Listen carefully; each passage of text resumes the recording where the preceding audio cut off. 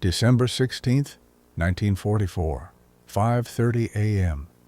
The Ardennes forest lay shrouded in pre-dawn mist when German soldier Hans Müller of the 12th SS Panzer Division climbed from his trench to check his MG-42 machine gun. For 3 days the Americans had been eerily quiet. Then came a whistle. One shell, then another. Within seconds, dozens. A heartbeat later, hundreds. Then the sky simply tore apart. 4,752 shells in 4 minutes. That's 1,188 shells per minute. Nearly 20 every second. The ground convulsed as if struck by an earthquake. Müller never rose from that trench again. This was American artillery in action, a death machine the Germans simply could not comprehend. World War II transformed warfare forever, but no change was more dramatic than artillery's evolution. If artillery had been the god of war in World War I, the Americans turned it into an almighty deity.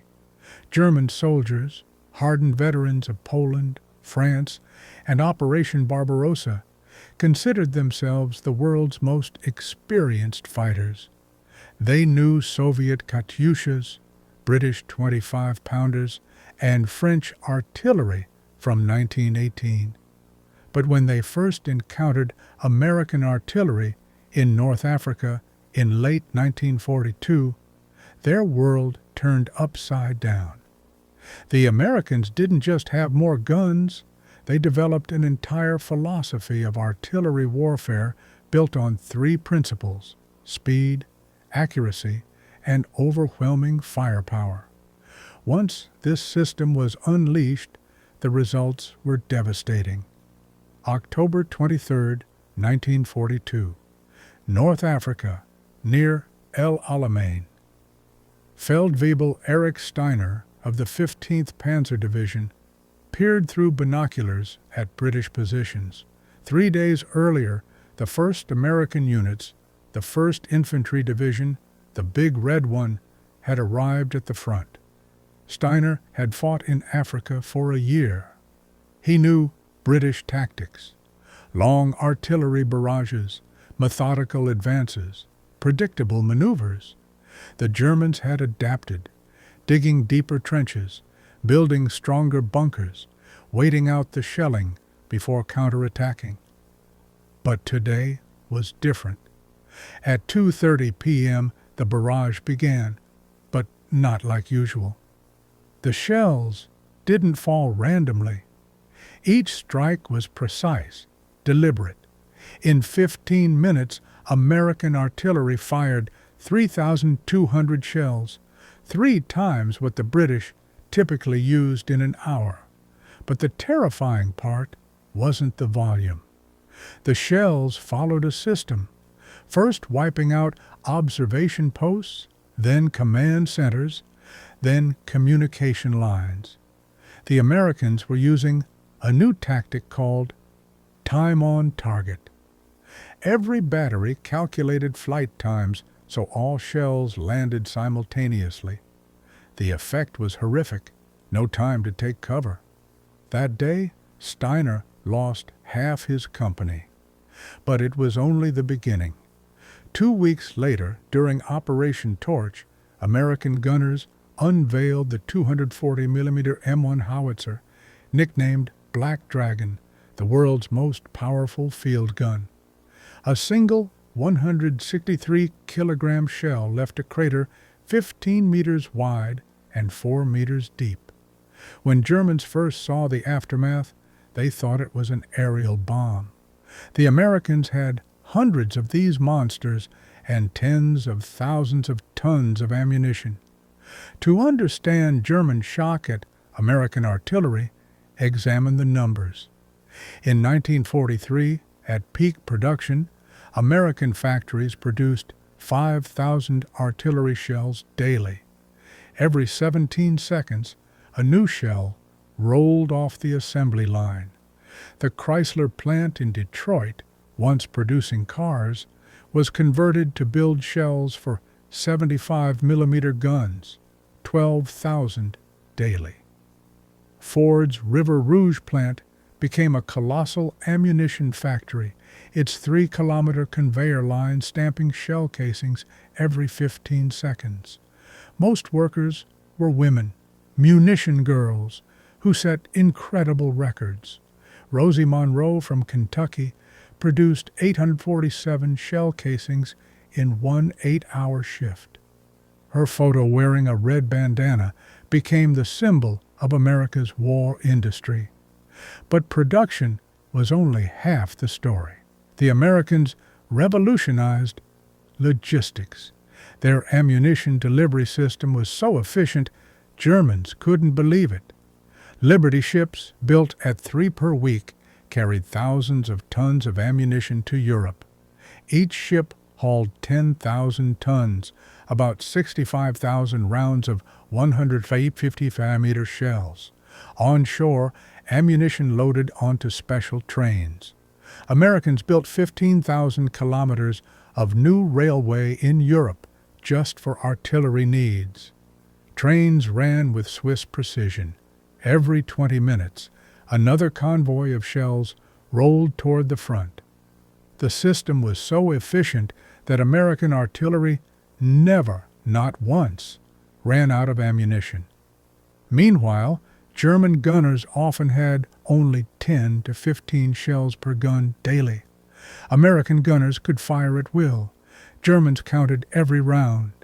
Colonel Hans von Luck of the 21st Panzer Division later wrote, "We learned to treasure shells like gold. The Americans fired as if they grew on trees. Perhaps for them, they did." But the most shocking aspect was how Americans organized fire itself. They built a system allowing hundreds of guns to concentrate fire on single targets within minutes. March 14, 1944. Italy, near Cassino. American Lieutenant James O'Brien of the 34th Infantry Division crept through ancient monastery ruins. He carried not a rifle, but an SCR-610 radio, weight 15 kilograms, range 25 kilometers. O'Brien was a forward observer, the eyes of American artillery.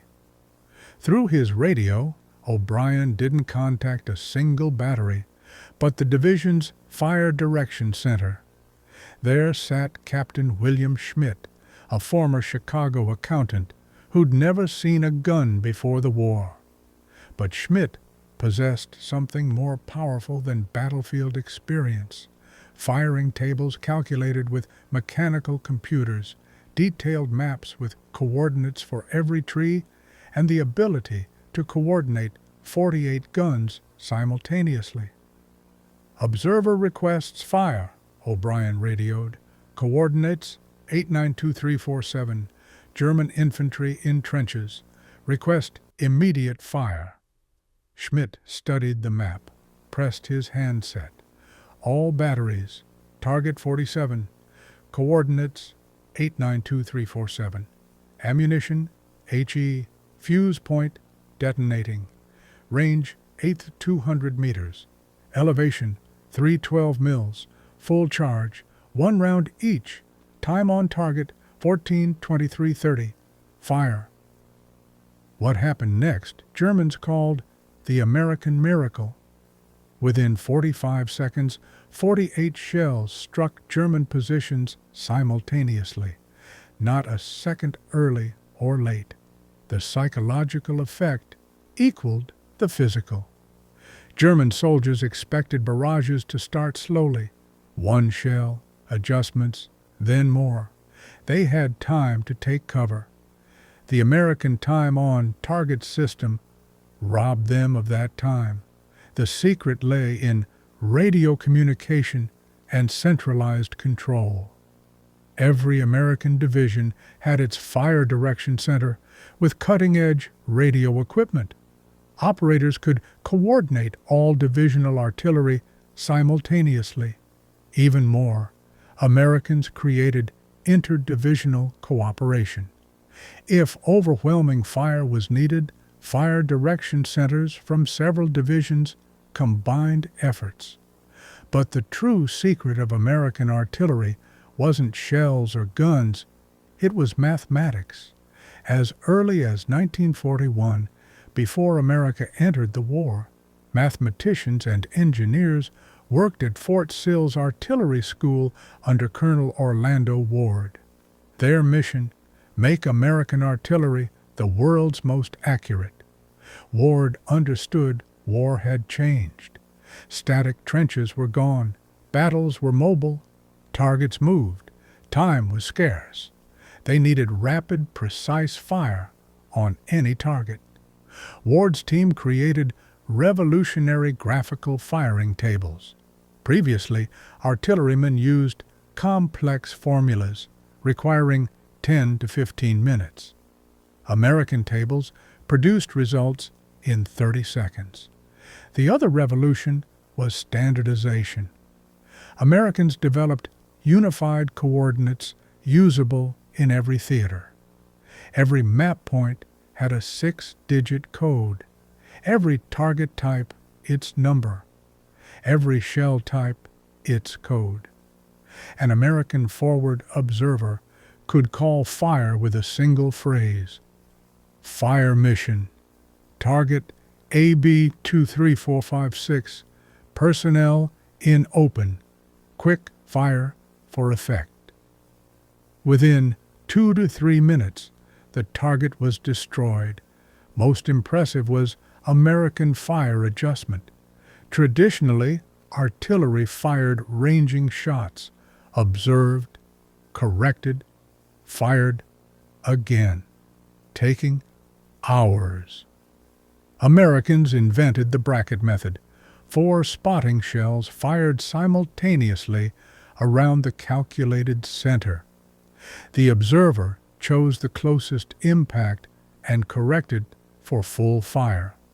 From spotting to destruction took 3 to 4 minutes, 5 times faster than any other army.